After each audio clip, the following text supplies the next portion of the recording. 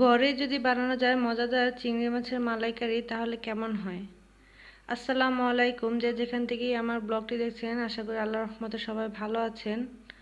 আমি আমার পরিবার আলহামদুলিল্লাহ সবাই খুব ভালো আছি। তো এই তো আজকে আমি চিংড়ি মাছের মালাইকারি রান্না করব। তার জন্য এখানে আমি নিয়ে নিয়েছি চিংড়ি মাছ, নারকেল কোরানো, পোস্ত আর কাঁচামরিচ, ধনেপাতা, টমেটো আর কিছু পেঁয়াজের কুচি। এগুলো আমি খুব সুন্দরভাবে গুছিয়ে নিয়েছি রান্না করার জন্য। এই তো আমি এখানে চিংড়ি মাছগুলো ভালো করে কেটে ধুয়ে পরিষ্কার করে নেব। আজকে যেহেতু চিংড়ি মাছের মালাইকারি রান্না করব, তো খুব সিম্পলভাবে ঘরোয়াভাবে ঘরে যে সমস্ত উপকরণগুলো আছে তা দিয়েই আমি রান্না করার চেষ্টা করব। তো এই তো আমি চিংড়ি মাছগুলো কিন্তু কেটে ধুয়ে খুব সুন্দরভাবে পরিষ্কার করে নিয়েছি। এবার এগুলোতে সামান্য একটু লবণ, সামান্য একটু মরিচের গুঁড়ো এসব দিয়ে ভালোভাবে খুব মাখিয়ে তেলের ভেতর খুব সুন্দর করে ভেজে নেব। তো এই তো দেখতে পাচ্ছেন আমি কিন্তু মাখিয়ে নিয়েছি। এবার আমি গরম তেলের ভেতর এগুলো দিয়ে দেব। তো এই তো তেলটা কিন্তু আমার গরম হয়ে গেছে। এবার আমি এতে চিংড়ি মাছগুলো ঢেলে দেবো আর এগুলো খুব ভালোভাবে যতক্ষণ পর্যন্ত না লাল হয়ে আসছে ততক্ষণ পর্যন্ত ভেজে নেব। আজকে অনেক দিন ধরেই ভাবছিলাম যে চিংড়ি মাছের মালাইকারি রান্না করে খাওয়া যাক। তো ওদিনকে যেহেতু গাছ থেকে নারকেল পেড়েছি, তো আজকে আমি কিছুটা নারকেল কুড়িয়ে রেখে দিয়েছিলাম চিংড়ি মাছ রান্না করব বলে। তো যেই কথা সেই কাজ, আজকে রান্নাটা বসিয়ে দিলাম। এখানে আমি পেঁয়াজগুলো খুব ভালোভাবে বেটে নিয়েছি। আমার মিক্সি আছে, তারপরও আমি পাটায় বেটে নিয়েছি। আর পোস্তদানাটাও খুব ভালোভাবে মিহি করে বেটে নিয়েছি। এর সাথে 4-5টা গোলমরিচও বেটে নিয়েছি। এখানে নারিকেলটাও খুব ভালোভাবে বেটে মিহি করে নিয়েছি। আর নারিকেল থেকে খুব সুন্দর কিন্তু দুধও বেরিয়েছে। তো এগুলো আমি খুব সুন্দরভাবে বেটে একটা পেলাত করে সব কিছু এক জায়গায় গুছিয়ে রেখেছি। আর এদিকে আমার চিংড়ি মাছটাও কিন্তু রান্না করা হয়ে এসেছে। তো এই তো দেখতে পাচ্ছেন আমি একটা পিরিচে লবণ, মরিচের গুঁড়া, গরম মশলা, জিরা ফাঁকি এসব নিয়ে নিয়েছি। আর এই তো চিংড়ি মাছগুলো তেল থেকে উঠিয়ে একটা পেলায় নিয়ে নিয়েছি। এবার আমিও সেই গরম তেলের ভেতর দিয়ে দেব বাটা পেঁয়াজগুলো। পেঁয়াজটা যতক্ষণ পর্যন্ত না লাল হয়ে আসছে ততক্ষণ পর্যন্ত খুব ভালোভাবে ভেজে নেব। আর পেঁয়াজটা খুব ভালোভাবে ভাজা হয়ে গেলে কিন্তু বাকি মশলাগুলো এক এক করে আমি এতে দিয়ে দেব। তো এই তো আমার পেঁয়াজটা কিন্তু ভাজা হয়ে এসেছে। এবার আমি এতে গরম মশলাটা দিয়ে দিয়েছি।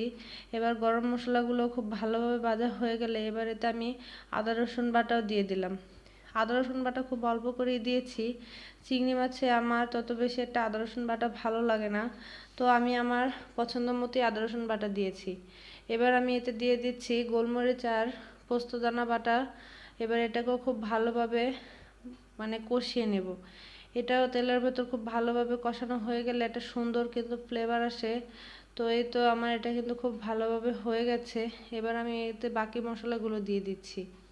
এখানে আমি কোনো হলুদ অ্যাড করব না, কারণ যেহেতু এটা আমি মালাইকারি রান্না করব, যার কারণে আমি এখানে শুধুমাত্র শুকনো মরিচের গুঁড়াই দিয়েছি। এবার আমি এটাকে খুব ভালোভাবে কষিয়ে নেব। কষানো হয়ে গেলে কিন্তু এতে বাকি যে বাটা মশলাগুলো আছে সেগুলো দিয়ে দেব। আর সকাল থেকে আমি এখনো পর্যন্ত নাস্তা করিনি, তাই আমি এখানে ব্রেড আর ক্রিম দিয়ে উপরটা ভরাট করে নিয়েছি, সাথে দুটো মিষ্টি নিয়েছি। এগুলো দিয়ে আমি সকালের নাস্তাটা করে নিচ্ছি। এদিকে নাস্তাও করছি, ওদিকে কিন্তু চিংড়ি মাছের মালাইকারিটাও রান্না করে নিচ্ছি। কারণ একা হাতে সব কিছু যেহেতু সামলাতে হয়, তাই যতটুকু সম্ভব রান্না বসে বাকি কাজগুলো কিন্তু করার চেষ্টা করি। এই তো আমার এগুলো কিন্তু খুব ভালোভাবে কষানো হয়ে গেছে। এবার আমি বেটে রাখা নারিকেলটা দিয়ে দিলাম। এবার নারিকেলটাও খুব ভালোভাবে মশলার সাথে কষিয়ে নেব।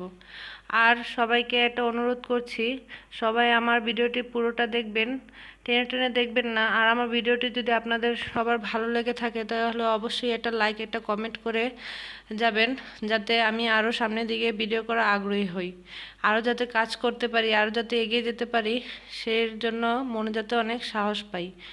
তো এই তো আমার মশলাটা খুব ভালোভাবে কষানো হয়ে গেছে। এবার আমি দিয়ে দিয়েছি কিছু কাঁচামরিচ আর টমেটো কুচি। এটা দিলে কি হয়, তরকারিটা আরও খুব স্বাদটা বেড়ে যায়। তো এই তো দেখতে পাচ্ছেন আমার মশলাটা কিন্তু খুব ভালোভাবে রান্না করা হয়ে গেছে। আর কিছুক্ষণ রান্না করলে কিন্তু আমার মালাইকারি মশলাটা কষানো হয়ে যাবে। তো তো এবার আমি এতে কিন্তু ভেজে রাখা চিংড়ি মাছগুলো ঢেলে দেব। তো এই তো দেখতে পাচ্ছেন আমার মানে তরকারির যে গ্রেভিটা কতটা ঘন হয়ে এসেছে আর দেখতেও কতটা লোভনীয় লাগছে। তো এবার কিন্তু আমি এতে চিংড়ি মাছগুলো ঢেলে দেব। এবার আমি এগুলো খুব ভালোভাবে আরও কিছুক্ষণ রান্না করে নিলেই কিন্তু আমার চিংড়ি মাছের মালাইকারিটা হয়ে যাবে। আর সংসারে যদি সবার দায়িত্ব আমার কাঁধে এসে থাকে তাহলে কিন্তু সবার পছন্দ অপছন্দ সব কিছুরই খেয়াল রাখতে হয়। তো সবাই যে যেটা পছন্দ করে সব সময় তাদেরকে সেটাই রান্না করে খাওয়াতে হয়। আমি সবসময় চেষ্টা করি আমার পরিবারের প্রত্যেকটা সদস্যের পছন্দ অনুযায়ী রান্না করে খাওয়ানোর, ওদের মন সবসময় হাসিতে খুশিতে ভরে রাখার।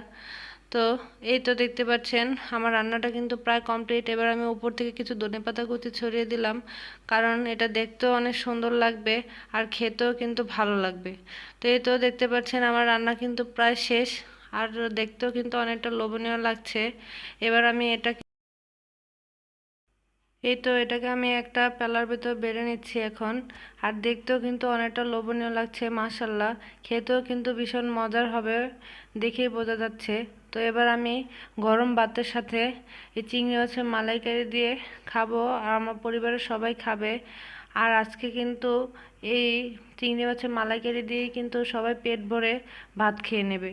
তো মাঝে মধ্যে যদি এরকম স্পেশাল রান্না বান্না করা যায় সবার জন্য, সবাই কিন্তু অনেকটাই খুশি হয়ে যায়, সবার মনটাও খুব ভালো থাকে, সবাইকে সবসময় ভালো রাখা যায়। তো আজকে এই পর্যন্তই, সবাই ভালো থাকবেন। আসসালামু আলাইকুম।